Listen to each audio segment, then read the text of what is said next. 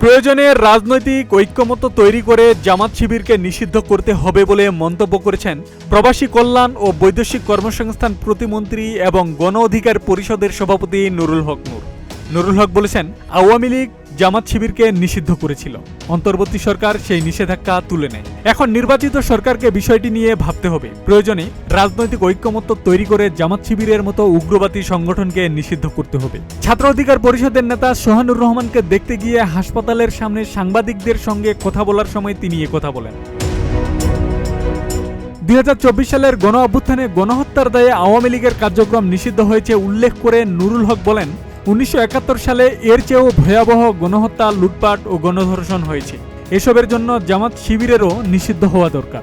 জামাত শিবিরকে নিষিদ্ধ না করলে দেশে উগ্রবাদ মাথাচাড়া দিতে পারে এবং বৈশ্বিকভাবে বাংলাদেশের ভাবমূর্তি সংকটে পড়তে পারে বলে মন্তব্য করেন নুরুল হক নূর। প্রতিমন্ত্রী বলেন, জাতিসংঘ বলেছে আল কায়দা বাংলাদেশকে লক্ষ্যবস্তু করতে পারে। জামাত শিবিরের মাধ্যমে তারা এ ধরনের কর্মকাণ্ড চালাতে পারে। তিনি আরও বলেন, উগ্রবাদী এ গোষ্ঠীকে এখন থেকেই প্রতিরোধ ও প্রতিহত করতে হবে। তা না হলে ভাইরাসের মতো তারা ছড়িয়ে পড়বে এবং সমাজ ও দেশের জন্য ক্ষতি বয়ে আনবে।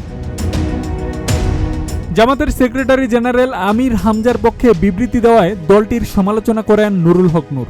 নুরুল হক নূরের দাবি, ক্ষমতায় যাওয়ার আকাঙ্ক্ষা থেকেই জামাতে ইসলামী 6 মাস না যেতেই বর্তমান সরকারের নানা ধরনের নিষেধাজ্ঞা শুরু করেছে।